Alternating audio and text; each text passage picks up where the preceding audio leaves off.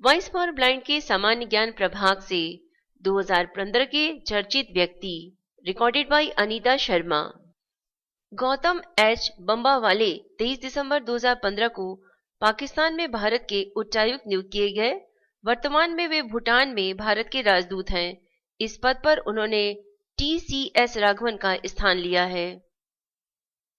भारतीय मूल के अमेरिकी प्रोफेसर राकेश जैन को USA में विज्ञान के राष्ट्रीय पदक 2015 के लिए चयनित किया गया है। 67वें गणतंत्र दिवस समारोह में 26 जनवरी 2016 को फ्रांस के राष्ट्रपति फ्रांसवा ओलांद भारत के मुख्य अतिथि होंगे। 5वीं बार फ्रांस का कोई नेता भारत के गणतंत्र दिवस समारोह में मुख्य अतिथि होगा। पूर्व रक्षा सचिव RK माथुर 18 दिसंबर 2015 को मुख्य सूचना आयुक्त CIC नियुक्त किए गए हैं। इस पद पर उन्होंने विजय शर्मा की जगह ली है। दिल्ली उच्च न्यायालय से वर्ष 2014 में सेवानिवृत्त हुई न्यायाधीश रेवा क्षेत्रपाल ने 17 दिसंबर 2015 को दिल्ली के लोकायुक्त पद की शपथ ली। इलाहाबाद उच्च न्यायालय के सेवानिवृत्त न्यायाधीश वीरेंद्र सिंह को 16 दिसंबर 2015 को उत्तर प्रदेश का नया लोकायुक्त नियुक्त किया गया। वरिष्ठ राजस्व सेवा अधिकारी AK जैन को 15 दिसंबर को केंद्रीय प्रत्यक्ष कर बोर्ड CBDT का मुख्य अधिकारी नियुक्त किया गया है। पूर्व मुंबई पुलिस कमिश्नर अहमद जावेद को वर्ष 2015 के दिसंबर माह में सऊदी अरब में भारत के राजदूत के रूप में नियुक्त किया गया है।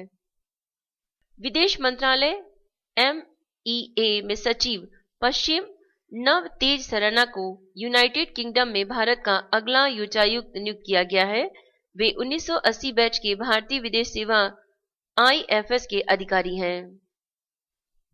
संतूर वादक पंडित शिव कुमार शर्मा को 7 नवंबर 2015 को वर्ष 2015 के आदित्य विक्रम बिरला कला शिखर पुरस्कार से सम्मानित किया गया।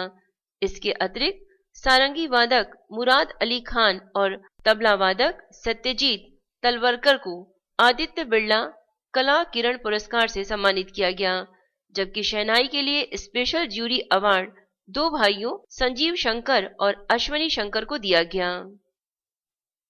वर्ष 2015 के ITC संगीत सम्मान के लिए प्रख्यात वायलिन वादक लक्ष्मी नारायण सुब्रमण्यम के नाम की घोषणा की गई है। उन्हें 2012 में रिकॉर्ड लिम्का बुक के लाइफ टाइम अचीवमेंट पुरस्कार, 1963 में बेस्ट वायलिन वादक के लिए ऑल इंडिया रेडियो राष्ट्रपति पुरस्कार और 2001 में पद्म भूषण से सम्मानित किया जा चुका है। इतिहासकार और लेखक बाबा साहेब पुरंदरे को वर्ष 2015 के महाराष्ट्र भूषण पुरस्कार से 19 अगस्त 2015 को सम्मानित किया गया। मुंबई के राजभवन में आयोजित एक समारोह में महाराष्ट्र के राज्यपाल C विद्यासागर राव ने बाबा साहेब पुरंदर को साहित्य की श्रेणी में यह पुरस्कार प्रदान किया। बाबा साहेब पुरंदर को 10 लाख रुपए मानपत्र और स्मृति चिन्ह देकर महाराष्ट्र भूषण पुरस्कार से सम्मानित किया गया। उन्हें 16वीं सदी के महान मराठा राजा छत्रपति शिवाजी पर पहले ऐतिहासिक कार्य लेखन के लिए जाना जाता है। हरियाणा के सोनीपत जिले के 10 वर्षीय शुभम जगलान ने 24 जुलाई 2015 को विश्व जूनियर गोल्फ खिताब जीता। शुभम ने 19 जुलाई 2015 को कैलिफोर्निया में आयोजित गोल्फ प्रतियोगिता भी जीती थी।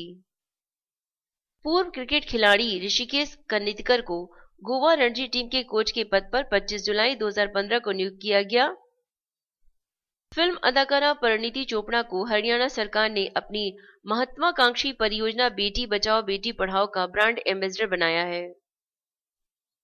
अजय माथुर को 24 जुलाई 2015 को the energy and research institute के महानिदेशक के पद पर नियुक्त किया गया है। उनको इस पद पर टेरी के पूर्व महानिदेशक RK पचौरी की बर्खास्तगी के बाद बनाया गया। 2015 के चर्चित व्यक्ति में बराक ओबामा का नाम भी रहा। बराक ओबामा अमेरिकी राष्ट्रपति जिन्होंने सुरक्षा परिषद में भारत की स्थायी सदस्यता का समर्थन किया। सुरेश प्रभु भारत के रेल मंत्री जिन्होंने पिछले दिनों अपना पहला रेल बजट पेश किया। इस बजट की खासियत यह रही कि 29 साल के इतिहास में ऐसा पहली बार हुआ कि किसी नई ट्रेन की घोषणा नहीं की गई। 2015 में बेगम खालिदा जिया भी चर्चा में रही। ये बांग्लादेश की पूर्व प्रधानमंत्री हैं।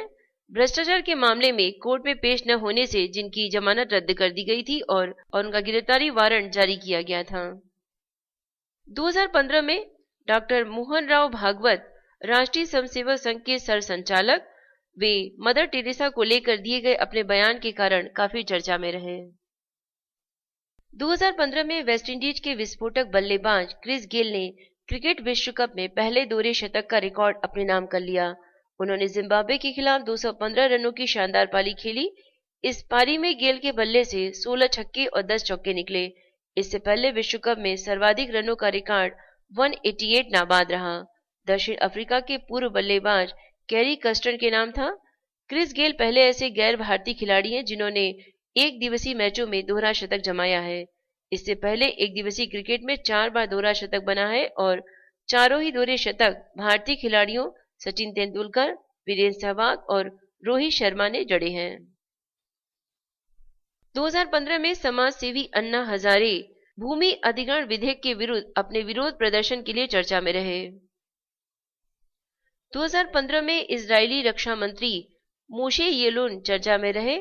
उन्होंने अपनी भारत यात्रा के दौरान इस बात पर बल दिया कि दोनों देश मिलकर डिफेंस सिस्टम पर काम करेंगे। ई कॉमर्स कंपनी फ्लिपकार्ट ने 2015 में श्रीराम वेंकट रमन को अपने कॉमर्स प्लेटफॉर्म का मुख्य वित्त अधिकारी CFO नियुक्त किया। 2015 में बिजनेस मैगजीन फोर्ब्स ने 19.6 अरब डॉलर की नेटवर्थ के साथ सबसे अमीर भारतीय की श्रेणी में मुकेश अंबानी को शामिल किया। 2015 में श्रीलंका के राष्ट्रपति मैत्रीपाल सिरिसेन चर्चा में रहे। उन्होंने राष्ट्रपति की अधिकार कम करने वाला विधेयक संसद में पेश किया। बाद में श्रीलंका के इस 19वें संविधान संशोधन में इस विधेयक के पक्ष में कुल 225 में से 215 वोट मिले। शक्तिमान के रूप में अपनी पहचान बनाने वाले चर्चित अभिनेता मुकेश खन्ना को चिल्ड्रन फिल्म सोसाइटी का अध्यक्ष नियुक्त किया गया। 2015 में नीति आयोग के उपाध्यक्ष अरविंद पनगड़िया भी चर्चा में रहे। उन्होंने जलवायु परिवर्तन के मामले में विश्व बैंक द्वारा विकासशील देशों को दिए जा रहे उपदेशों पर बरसते हुए कहा कि विश्व बैंक को खुद भी इस पर अमल करना चाहिए।